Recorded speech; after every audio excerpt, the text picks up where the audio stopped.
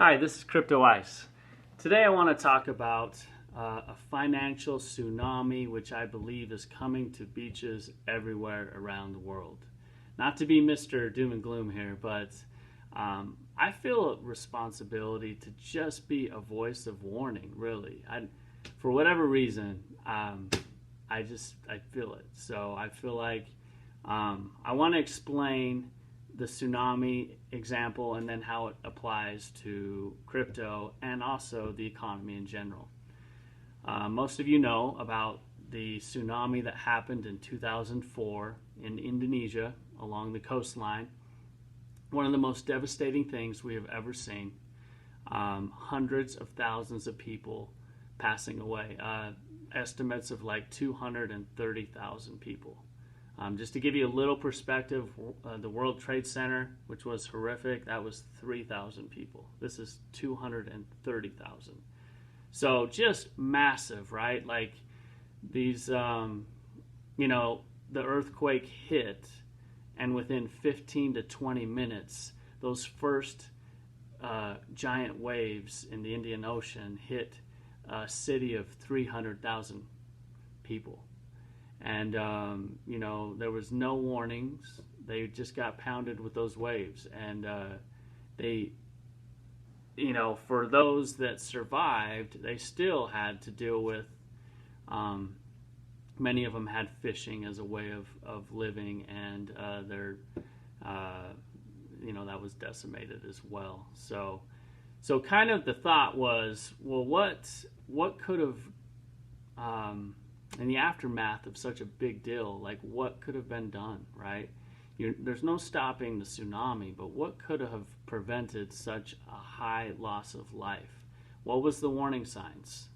One of the things that they've noticed is that the animals, there was very few animals that were drowned in this tsunami as compared to all the ones that fled to safety.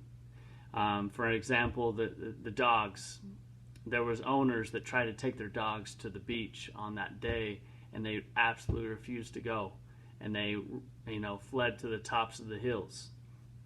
Flamingos that flew to higher ground. The example I like is the elephants.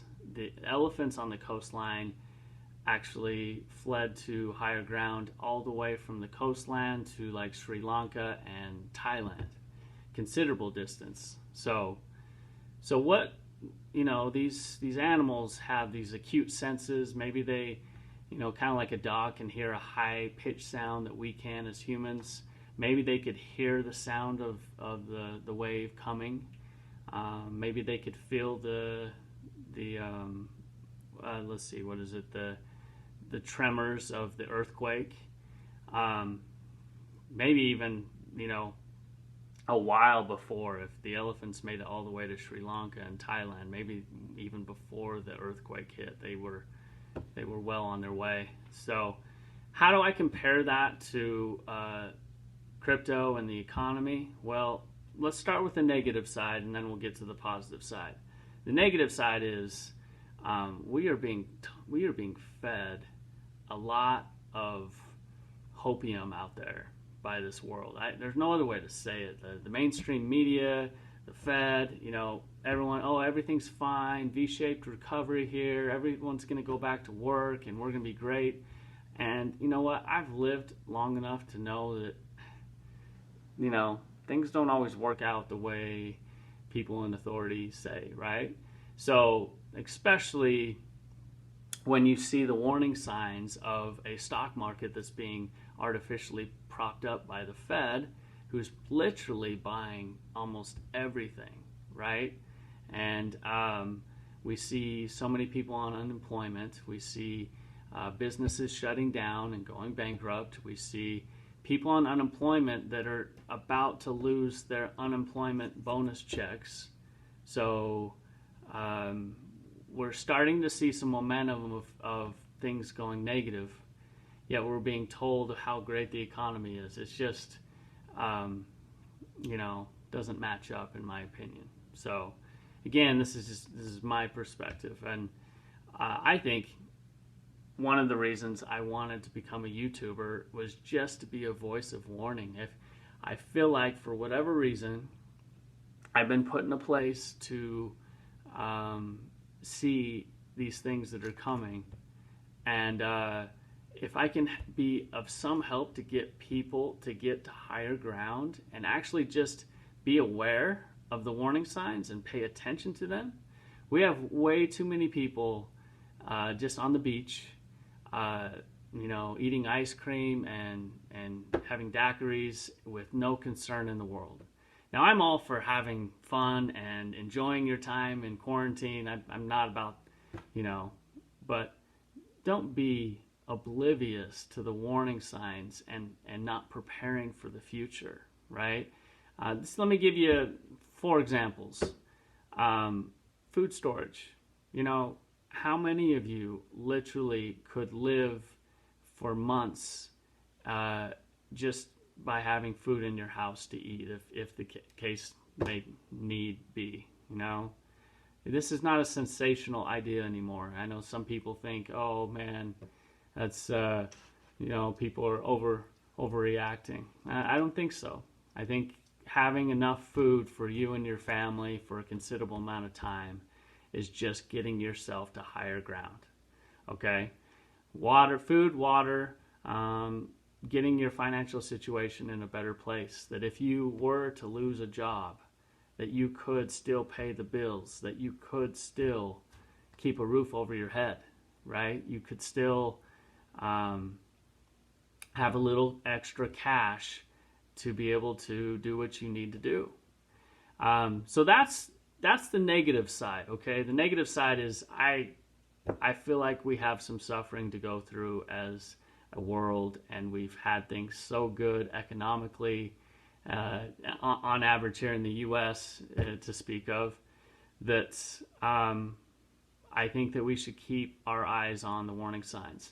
Now, the positive sign is once you get yourself to a place of safety and flee for safety, then you can start to think about investing in the wave before it hits the beach. You realize that this may be the first time in the history of the world that the little guy like me and maybe you, that we get to know about these things before the big money is actually even really in the space. I mean, they're getting closer. This last week, a huge announcement of the Office of the Comptroller of Currency. His name's Brian Brooks. He came out and he said basically that federally chartered banks could hold crypto now. And so if they can hold crypto, they're going to be able to sell crypto. It's going to be getting to a point where you're going to be able to go to the bank that you've gone to for years, and you're going to have a checking account, a savings account, and a digital account where you can buy cryptocurrency. I know this is hard for people to get around their heads with, but it's coming. And so you really have to decide, am I going to invest in the wave before it hits the beach and make that a way to hedge my risk against inflation, against some of the things that are coming? And do I know how bad things are going to get? Absolutely not. I hope that they don't get as bad as I think that they might be. But I'm going to be prepared regardless. And that way you're covered. If you got your food and your water and you get in your debts to a good situation, and you have extra cash in case you lose your job, that you can keep a roof over your head, and things don't get bad, what are you out? What? But let's say that things do get bad. You're going to be very grateful that you got yourself to higher ground. So I think it's just a smart strategy, regardless of how this economy goes over the next couple of years. And the other factor is a very small amount of money at these prices can go such a long ways if you have the ability to hold. I realize that a lot of people are not going to invest before this bull run hits. It's just too foreign to them, and I understand that. I hope that maybe I had just a small little influence in giving people a better reaction time. Thinking back on that analogy of the earthquake, those people had 15 to 20 minutes to do something before it hit their city. right? And not to be so grim, but I hope that maybe you'll be able to do something to better your family situation. That's my hope. And feel free to leave in the comments section below what you think of this tsunami example and how do you see it applying to crypto or the economy. I certainly am open to all sorts of opinions. So thank you, and talk to you later.